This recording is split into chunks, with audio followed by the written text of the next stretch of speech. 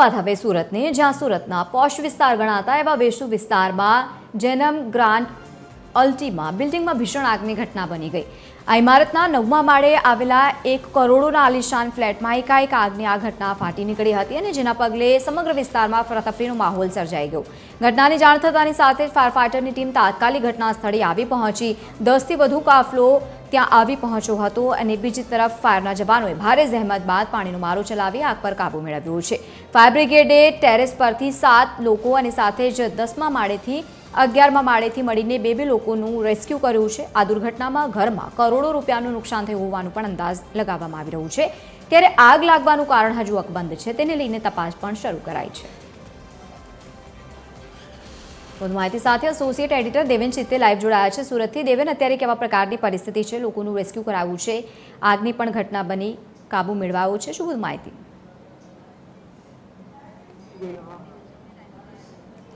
હજી લવલીન વેસુ વિસ્તારની અંદર જે જેનમ એપાર્ટમેન્ટ છે એની અંદર ખૂબ જ ભીષણ આગ લાગી હતી અને તમે જોઈ શકો છો તે રીતે આ 13 માળનું આખું બિલ્ડિંગ છે, તેમાં 9મા માળેથી આગ લાગવાનું શરૂ થઈ ગયું હતું। ત્યારબાદ 10મો 11મો જે માળ છે ત્યાં આગની ઝપેટમાં આવી ગયા હતા। 9મા ફ્લોરના તમામ જે 4 ફ્લેટ છે તે પણ આગની ઝપેટમાં આવી ગયા હતા અને ઉપરના જે 2 માળ છે ત્યાં પણ જે રહેઠાણમાં લોકો રહેતા હતા તેમને બચાવવામાં આવ્યા છે। જે રીતે અત્યારે વિગત મળી છે તે રીતે આ 9મા માળ ઉપર કોઈ વ્યક્તિ રહેતું ન હતું। જે પરિવાર છે તે મુંબઈ ગયો હતો અને આ ફ્લેટ લગભગ 10-12 દિવસથી બંધ હતો અને તેમાં એકાએક જ આગ લાગી છે। ફાયર વિભાગના કહેવા મુજબ શોર્ટ સર્કિટના કારણે આગ લાગવાની ઘટના જે છે તે સામે આવી છે।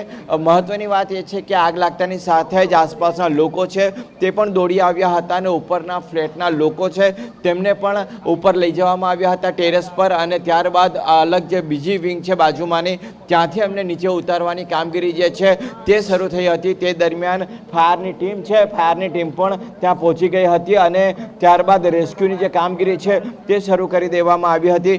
અત્યારે જે સ્થાનિક લોકો છે તેઓ નીચે એકત્રિત થયા છે અને આગ ઉપર સંપૂર્ણપણે કાબુ મેળવાઈ ગયો છે। જે સ્થાનિક લોકો છે આપણે એમની સાથે વાત કરીએ। આગ કેવી રીતે લાગી હતી અને જે અફરાતફરીનો માહોલ હતો, તમે કયા ફ્લોર પર હતા એ સમયે?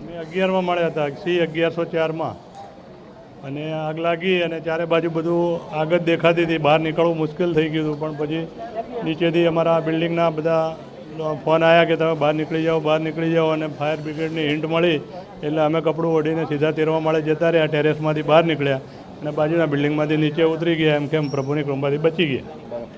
ટોટલ કેટલા લોકો જે બીજા ઉપરના ફ્લેટ પર બી હતા અને 9મા માળે જે આગ લાગી છે કયા કારણસર આગ લાગી એવું લાગે છે?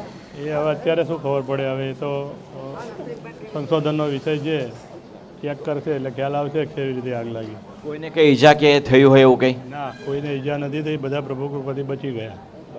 તો અત્યારે તમે જોઈ શકો છો સ્થાનિક લોકો જે છે તે નીચે એકત્રિત થયા છે અને જે કોર્પોરેટર છે તે પણ અત્યારે ઘટના સ્થળ ઉપર પહોંચ્યા છે। આપણે એમની સાથે પણ વાત કરવાનો પ્રયાસ કરીએ। હિમાંશુભાઈ, શું વિગતો મળી રહી છે અત્યારે જે ઘટના થઈ એ બાબતે? આ બંધ ફ્લેટ હતો, એની અંદર શોર્ટ સર્કિટને લીધે અત્યારે આગ લાગી એવું પ્રાથમિક માહિતી મળી રહી છે અને કોઈ જાનહાનિ થયેલ નથી। અંદરનો સામાન છે એને નુકસાન થયું છે। તો અત્યારે જે છે લવલીન તે શોર્ટ સર્કિટના કારણે આગ લાગી હોવાનું જાણવા મળી રહ્યું છે। જો કે સદનસીબે સમગ્ર ઘટનામાં કોઈને ઈજા થઈ નથી। જે લોકો ફસાયા હતા તેમને પણ ફાયર વિભાગની મદદથી બહાર કાઢી લેવામાં આવ્યા છે અને અત્યારે સંપૂર્ણ રીતે આગ ઉપર કાબુ મેળવી લેવાયો છે અને જે સ્થાનિક લોકો છે તે પણ નીચે એકત્રિત થઈ ગયા છે। જે ફ્લેટની અંદર ફર્નિચરનું કામ ચાલુ છે ત્યાં પણ ઘણું બધું નુકસાન થયું છે। પોશ વિસ્તાર છે અને આ ફ્લેટ ખૂબ જ મોંઘા છે અને જે પ્રકારનું ફર્નિચરનું કામ પણ કેટલાક ફ્લેટમાં ચાલતું હતું ત્યાં પણ નુકસાન થયું છે। બિલકુલ દેવેન, આભાર સમગ્ર માહિતી સાથે જોડાવા બદલ। તો એકાએક આગની આ ઘટના બની, જો કે ભારે જહેમત બાદ આગ પર કાબુ મેળવાયો છે। ઘટનામાં કોઈ જાનહાનિના સમાચાર નથી।